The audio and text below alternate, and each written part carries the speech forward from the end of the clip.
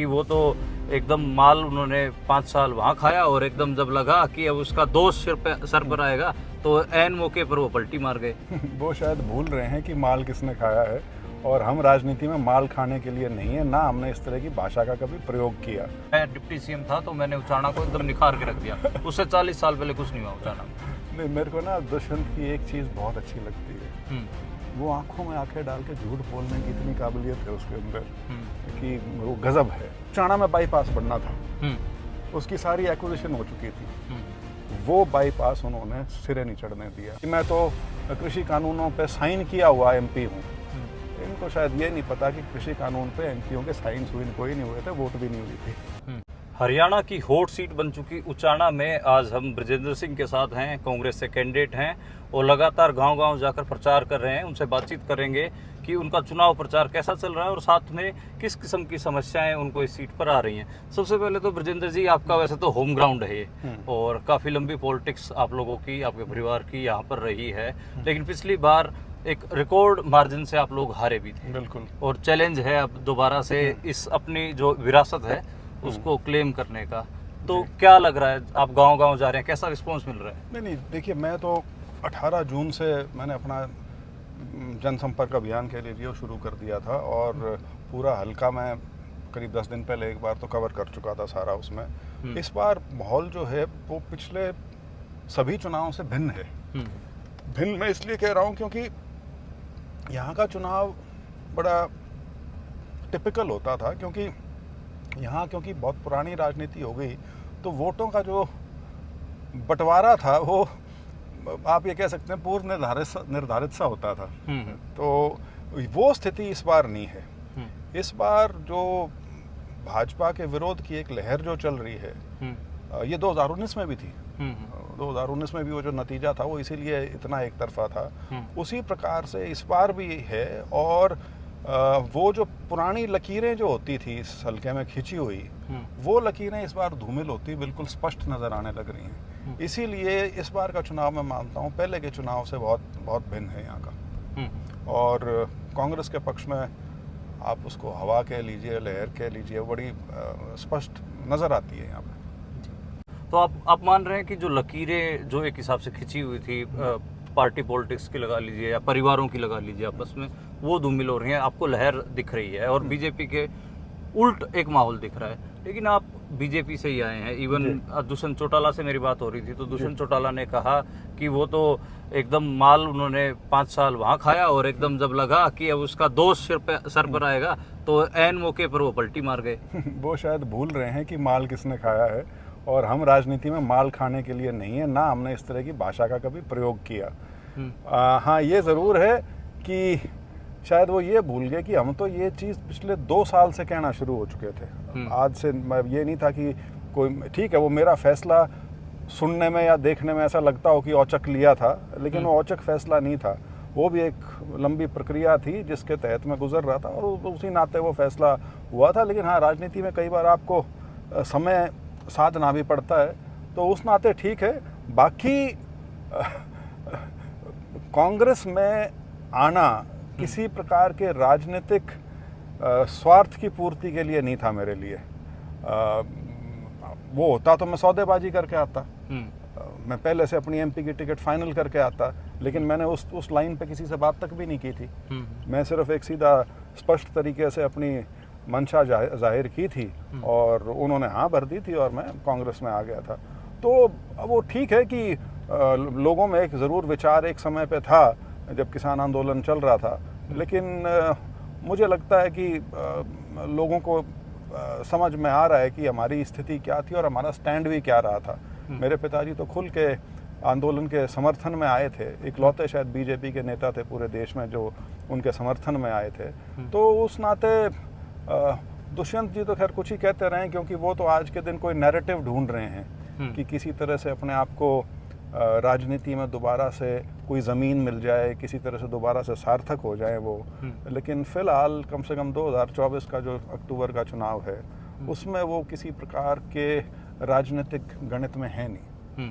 अच्छा, मेरे ना आपके इस इलाके के बहुत सारे ऑडियंस हैं और वो लगातार सवाल भी करते हैं, कमेंट बॉक्स में भी लिखते हैं।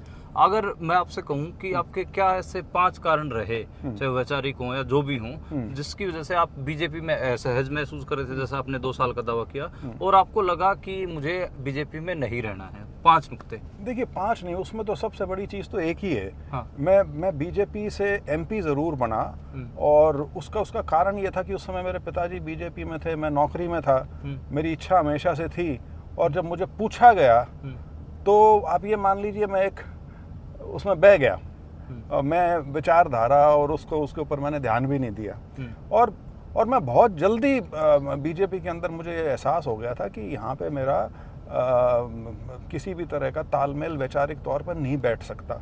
ये बात मैंने हमेशा कही है कि व्यक्तिगत तौर पे मेरे सभी से संबंध अच्छे थे, कभी मेरे साथ किसी का इस तरह की कोई तलखी नहीं हुई बीजेपी में किसी के साथ, लेकिन मैं वहाँ कभी रह नहीं सकता था, ये मुझे पता बहुत जल्दी लग गया था। उसके बाद फिर ख़ास तौर पे जो टर्म हमारे वाली थी, उसमें जो 3-4 बड़ी चीज़ें हुई, वो सबसे बड़े जो आंदोलन देश में हुए, वो सारे के सारे इसी समय में हुए, और उनका संबंध सीधा हमारा प्रदेश और हमारे इलाके से था। चाहे वो किसान आंदोलन था, चाहे फिर उसके बाद ये महिला रेसलर्स का एजिटेशन था, और उसके बाद ये जो अग्निपथ स्कीम थी, मैं तो डिफेंस कमेटी का मेंबर था। मेरे को ये बातें थोड़ी सी कहनी नहीं चाहिए क्योंकि ये कमिटीज़ इन कैमरा होती हैं, लेकिन इसमें कहने में भी कोई हर्ज नहीं कि अग्निपथ की स्कीम कभी डिफेंस कमेटी के सामने उसकी प्रेजेंटेशन तक भी नहीं की गई, मतलब लागू होने के बाद भी प्रेजेंटेशन नहीं की गई। तो वो चीज़ें मुझे लगता था किसी ना किसी तरह से कि सीधा हमारा जो प्रदेश है और हमारे लोग हैं, ख़ास तौर पे जो किसान वर्ग है, क्योंकि खेती भी वही करता है, ज़्यादातर फौज में भी वही जाता है, और ज़्यादातर खिलाड़ी भी वहीं से आते हैं, तो ऐसा लगता था कि सीधा टारगेटिंग हो रही है, इरादतन या गैर इरादतन, जैसे भी आप उसको समझना चाहें, लेकिन टारगेटिंग हो रही थी, और उससे बहुत ज़्यादा मेरे अंदर मैं विचलित था उस बात से। हाँ ठीक है, एक उसमें डिसीजन लेने में थोड़ा समय आप कह सकते हैं लगा होगा, लेकिन मैं अग्निपथ स्कीम पे मैं उस कमेटी में उसके ऊपर बहस करने के लिए लिखने वाला वेणुगोपाल जी के अलावा इकलौता आदमी था। मैंने बल्कि शायद उनसे पहले चिट्ठी लिख दी थी, उन्होंने सार्वजनिक कर दी, मैंने सार्वजनिक नहीं की, फ़र्क सिर्फ इतना है। इसी तरह से पहलवानों का जो मुद्दा था, मैं यहाँ जब भी अपने हिसार लोकसभा क्षेत्र में आया और पत्रकार साथियों ने जब भी मेरे से सवाल किया, उस पर मेरा स्टैंड बिल्कुल क्लियर रहा था। तो वो सारी चीज़ें हैं, लेकिन तो उसी वजह से एक वो पूरा जो पहले दिन से मेरे को जिस चीज़ का एहसास हुआ था, वो उसका बोझ इतना ज़्यादा हो गया था कि मैं उसको ज़्यादा नहीं ले सकता था। और मैंने करीब सवा साल पहले जब पहली बार राहुल गांधी जी से संपर्क किया, तो मैंने अपनी इच्छा जाहिर की थी कि मैं आपके साथ, अगर कहो तो मैं आपके साथ काम करने के लिए इच्छुक हूँ, और ये बात है शायद पिछले साल जुलाई या अगस्त की। अच्छा, इसमें एक चीज़ और है, दुष्यंत चौटाला कह रहे हैं कि जो मेरा 2019 में जब मैं यहाँ पर आया हूँ, उससे पहले यहाँ पे तो कुछ नहीं था। अब आप 5 साल घूम के देखे, चौड़े रोड बनवा दिए, अच्छी सड़कें, विकास हुआ है उचाना का बहुत ज़्यादा। तो वो एक डेवलपमेंट को इशू बना रहे हैं कि मैं डिप्टी सीएम था तो मैंने उचाना को एकदम निखार के रख दिया, उससे 40 साल पहले कुछ नहीं हुआ उचाना में। नहीं, मेरे को ना दुष्यंत की एक चीज़ बहुत अच्छी लगती है, वो आंखों में आंखें डाल के झूठ बोलने की इतनी काबिलियत है उसके अंदर कि वो गजब है। जो 2014 से 19 का जो पीरियड था, जब मेरी माँ यहाँ से एमएलए थी, मंडी 90 एकड़ में, उसके बाद सब डिवीज़न का दर्जा, sub division office, civil hospital, केंद्रीय विद्यालय बुडायन का, रूरबन दीनदयाल, ये जो श्यामा प्रसाद मुखर्जी रूरबन स्कीम जो है सारी की सारी, उसका जो क्लस्टर है, जो पहले 4 क्लस्टर हरियाणा में आए, जिसके अंदर करीब 125 या 150 करोड़ रुपया 5 साल पे लगना था, वो सारा उस टाइम का है। उसके अलावा अलेवा का कॉलेज जो है वो उस टाइम खुला। उसके अलावा ड्राइविंग स्कूल जो नॉर्मली एक शहर की शायद 7-8 किलोमीटर परिधि से बाहर नहीं सेटअप होता कभी भी, वो पेगा में करवाने का काम किया। उसका काम शुरू हो गया, बिल्डिंग बननी शुरू हो गई, लेकिन उसके बाद ये आगे 2019 में वो आज तक वो ड्राइविंग स्कूल शुरू नहीं हुआ है। ये सड़कें वगैरह जितनी आप देख रहे हो, दुष्यंत के टाइम में इनकी रिपेयर तो शायद हो सकता है हुई हो, लेकिन इसमें करीब करीब 90% सड़कें जो हैं वो 2014 और 2019 के टाइम में बन चुकी थी इसी स्थिति में।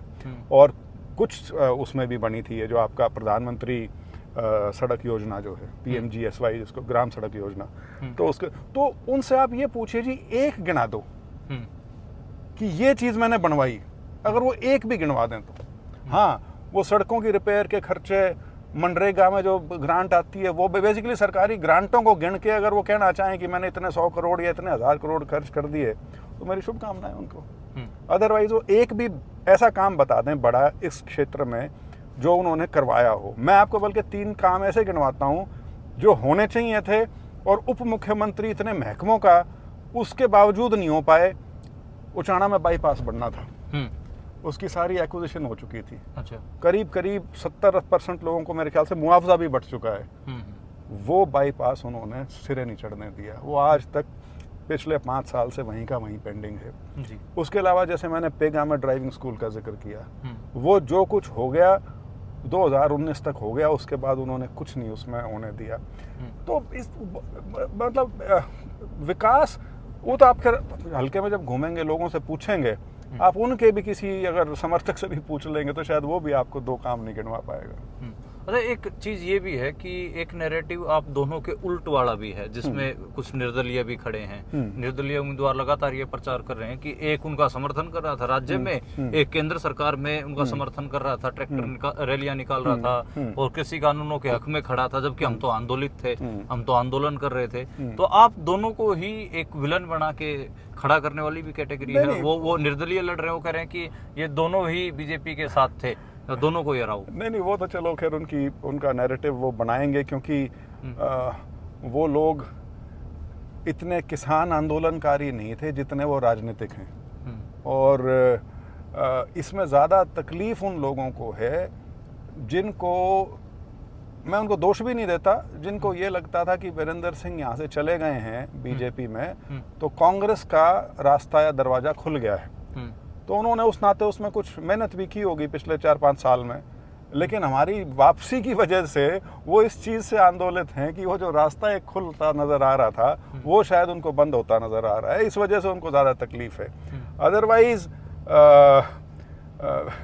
और ये मैं इस पे भी एक ये कहना चाहूँगा, एक प्रचार, हालांकि खैर वो प्रचार की बात है, उसको मैं ज़्यादा सीरियसली उस नाते तो नहीं लेता कि मैं तो कृषि कानूनों पे साइन किया हुआ MP हूँ। इनको शायद ये नहीं पता कि कृषि कानून पे MPओं के साइन कोई नहीं हुए थे, वोट भी नहीं हुई थी। ठीक है, और क्या छोड़िए उन बातों को, वो तो जो ये इसमें कोई जुटलाने वाली बात तो है नहीं कि बीजेपी में थे, बीजेपी का मैं MP था, सारी बातें थी। हाँ, ट्रैक्टर रैली का जो जिक्र करते हैं, पार्टी का निर्देश था, और मैं ये भी बताऊँ ये उस टाइम की बात है जब तक ये आंदोलन की शक्ल नहीं लिए था। ये सितंबर की बात है मेरे ख्याल से। और उसके बाद से जब से आंदोलन शुरू हुआ है, आपको मेरा एक भी बयान ऐसा नहीं मिलेगा जहाँ पे मैंने सरकार और आंदोलनकारियों के बीच में बातचीत करने के रास्ते के अलावा मैंने कोई भी और बात कही। तो आप बातचीत के पक्षधर रहे? मैं शुरू से मेरे जो भी कोई वीडियो उस टाइम के आप निकाल के देखेंगे, मैंने हमेशा यही कहा है, सरकार से मैंने अपील की है कि इस संबंध में बात की जाए, लेकिन सरकार का तो उस समय रवैया कुछ और ही था। एक बार हम MPs को बुला के एक मीटिंग भी की थी, लेकिन वो एक जनरल सी मीटिंग थी, उसमें 60-70 MP बुला के कि बताओ क्या क्या है, तो सिर्फ हम 1-2 ही थे जो हरियाणा से या राजस्थान से थे जिन्होंने बात अपनी वहाँ रखी थी, लेकिन वो कोई उसमें कुछ सार्थक कुछ नहीं था। मतलब आप अपना पॉइंट नहीं क्लिंच करवा पाए उस टाइम? ना, क्लिंच तो जी जब हो तब कोई सही मायने में सुनने को तैयार हो। अच्छा। वो तो मीडिएटर भी जो थे वो नहीं थे जिनका किसानों के अंदर कोई क्रेडिबिलिटी हो या कोई कॉन्फिडेंस हो, तो वो तो लगता ही था कि नियत ही नहीं थी।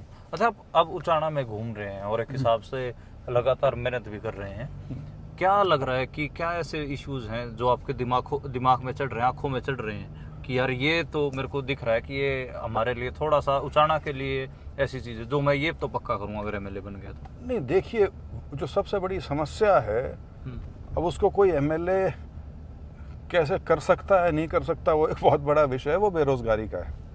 और वो सिर्फ मेरे को लगता है उचाना की प्रॉब्लम नहीं है, वो पूरे प्रदेश की प्रॉब्लम है। वैसे तो पूरे देश में भी आलम इसी तरह का है, लेकिन हरियाणा क्योंकि सरकारी आंकड़ों में भी बेरोजगारी दर में सबसे अव्वल है तो उस नाते सबसे बड़ी समस्या यहाँ ये है। और हमारे इलाके में एक चीज़ जो पिछले कुछ साल में ही उभरी है, जो पहले नहीं थी, वो ये पलायन जो है, ये जो विदेश जाने का सिलसिला, विदेश जा रहे हैं जवान लड़के, वो यहाँ पे भी अब काफ़ी ज़ोर पकड़ चुका है। तो वो सीधा सीधा जो आपका जो अनएम्प्लॉयमेंट का जो इशू है वो सबसे बड़ा, और इसीलिए मैंने कहा था कि यहाँ इतना सेंट्रली लोकेटेड होने के बावजूद और इतना बढ़िया रोड नेटवर्क से मेरा मतलब है कि हरियाणा की ऑलमोस्ट हर बड़ी सड़क वो जींद जिले को छू के निकलती है। आपका ये 152 DB यहाँ से जा रहा है, ये कटरा वाला जो दिल्ली जम्मू कटरा वाला हाईवे है वो भी यहाँ से निकलता है, फिर ये जो आपकी पूरी सिरसा से और अम्बाला तक वाली सड़क है वो यहाँ से निकलती है, और सारे हाईवेज यहाँ से निकल रहे हैं। तो उस दृष्टि से यहाँ पे किसी भी प्रकार की इंडस्ट्रियल ग्रोथ आज तक ना होना वो सबसे बड़ी चिंता का विषय है, क्योंकि वो जब तक नहीं होगा, एग्रीकल्चर से कोई ये सोचे कि अब कोई समृद्धि के रास्ते पे आगे बढ़ सकता है, वो संभव नहीं है बिल्कुल भी। और इंडस्ट्री चाहे वो एग्रो रिलेटेड हो या अदरवाइज हो, उसका विकास जब तक इस क्षेत्र में नहीं होगा, वो सबसे बड़ी रिक्वायरमेंट है यहाँ की। तो दिमाग में चलता है और डेवलपमेंट का बिल्कुल चलता है। बाकी मेरा ख़ास तौर पे ये मानना है कि कुछ सेंटर्स आइडेंटिफाई करके बड़े बड़े हब बनाने चाहिए जो तीनों स्टेजेस को कवर करें। एक स्टेज वो जहाँ पे आप स्किलिंग, और स्किलिंग से मेरा मतलब सिर्फ ये ITI पॉलिटेक्निक नहीं है, उससे आगे जाके सोचा जाए ताकि आप स्किल्ड मैन पावर प्रोड्यूस कर सकें। ये जो आपके NCR में इतनी इंडस्ट्री लगी हुई है, वहाँ पे हमारे बच्चों का ना जाना इसलिए है कि स्किल्ड नहीं है, सक्षम नहीं है कि वहाँ उनको रोज़गार मिल सके।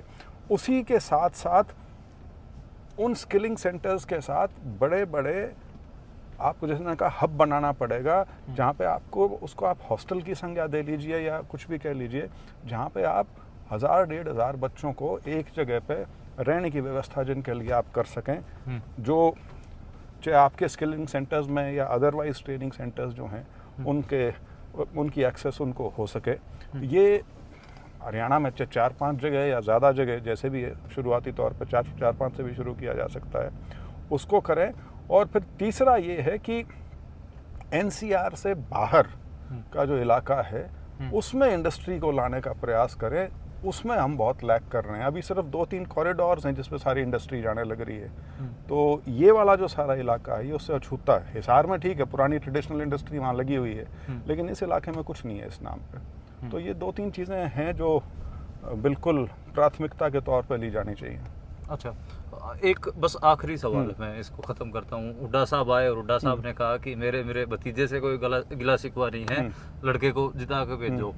तो क्या मतलब वीरेंद्र सिंह जी के साथ उनका जो कुछ था वो अभी भी कैरी ऑन हो रहा है या फिर? देखिए, मैं सिर्फ ये कहना चाहूँगा, मेरे पिताजी और हुड्डा साहब के बीच में जो निजी संबंध हैं वो बहुत मधुर हैं, ठीक है। और उनमें कभी भी ये नहीं हुआ कि उन्होंने मिलना जुलना छोड़ दिया हो, वो बहुत फ्रीक्वेंटली मिलते हैं। और हाँ, राजनीतिक तौर पे अब वही बात है, महत्वाकांक्षा का सवाल होता है, तो वहाँ टकराव ज़रूर रहा होगा, और ज़रूर रहा होगा। क्या रहा, वही मेरे ख्याल से एक कारण भी था जो मेरे पिताजी 2014 में कांग्रेस छोड़ने को मजबूर हो गए थे। लेकिन अब मेरे तो वो पिताजी के समान हैं, उनसे 1.5 साल छोटे हैं, मेरे चाचा लगते हैं।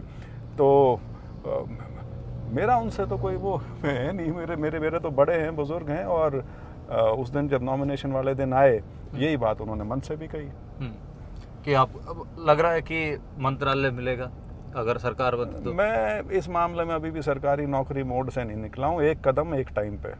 फिलहाल कदम है कि MLA का इलेक्शन जो है वो ठीक ठाक लड़ा जाए, ताकि यहाँ एक अच्छे बहुमत के साथ असेंबली में पहुंचे। अच्छा, एक चलो आपने सरकारी नौकरी वाले मोड की जिक्र कर दिया, तो मैं हरियाणा में अलग अलग जगह घूमता हूँ, तो आपकी जरूर चर्चा होती है।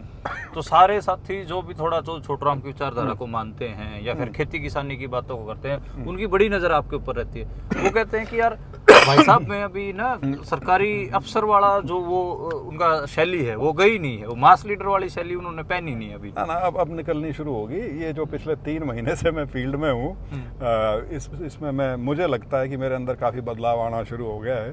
और ठीक है, समय प्रक्रिया है, हो जाएगा 6 महीने साल में सब ठीक जी जैसा वो उम्मीद रखते हैं शायद मैं वैसा बन पाऊंगा। जी। मैं छोटू राम नहीं बन पाऊंगा, वो एक अलग बात है, लेकिन खुद मैं कुछ बन पाऊँ ब्रजेंद्र सिंह के नाते, और सिर्फ मेरे को ये ना कहा जाए कि ये बीरेंद्र का छोरा है या छोटू राम का पड़पोता है, तो उससे अलग भी बनने की बिल्कुल इच्छा मेरी रहेगी।